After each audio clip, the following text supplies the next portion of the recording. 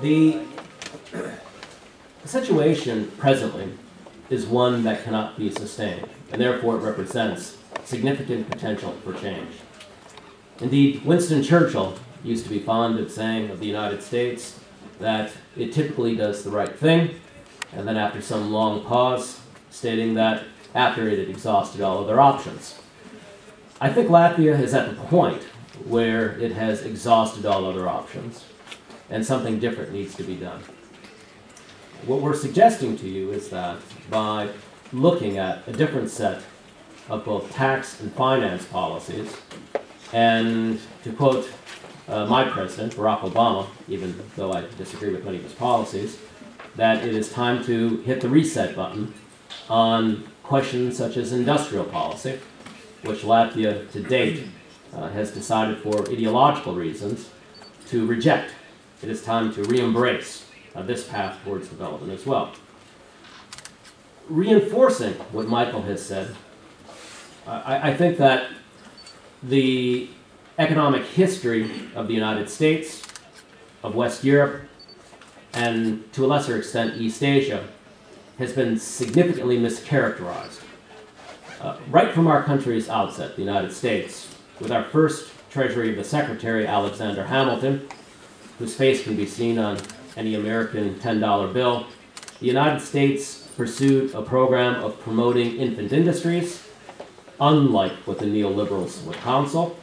The United States had the highest protective tariffs in the world for over half of its history, this largely being advocated by Alexander Hamilton.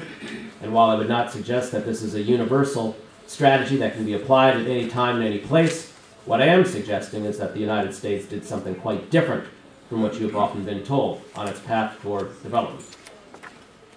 Moreover, figures such as Ulysses S. Grant, one of our more famous presidents, and another one who has made his way onto the pantheon of American currency, his face is on the $50 bill, once rejoined the suggestion by the British, who at that time were the leading industrial power of the world. This would have been in the early 1870s, although quite rapidly on their way to losing that status because they had begun to embrace liberal or neoliberal policies, as we would call them today.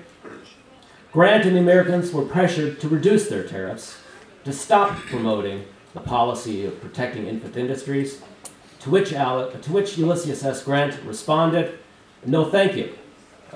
We are not going to follow your advice. We are not going to succumb to the pressure of your government. And indeed, we know your history, Great Britain.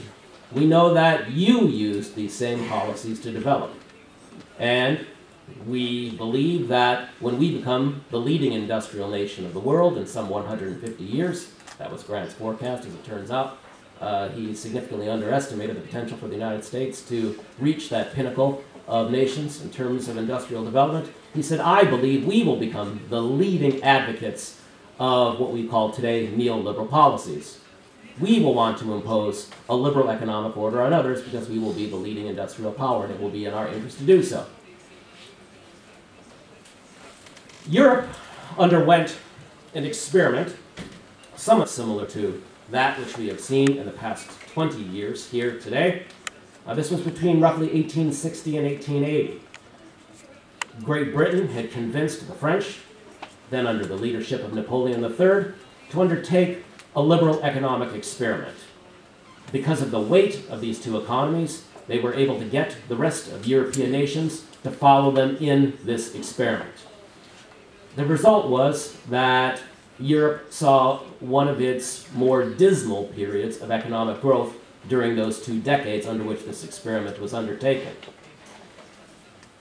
At first, it was seen as a kind of truth, to quote Margaret Thatcher, now almost 30 years ago. It was a situation in which Tina prevailed. There is no alternative. One had to go in this path if one was to develop.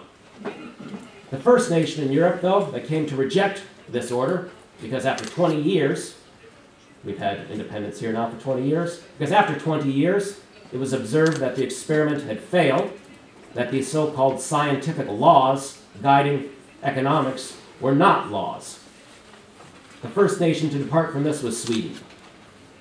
Sweden began a program of interventionist policies in its economy, first focused on the mining sector, and this led to the transformation of Sweden from a relatively poor backwater to an advanced industrial nation.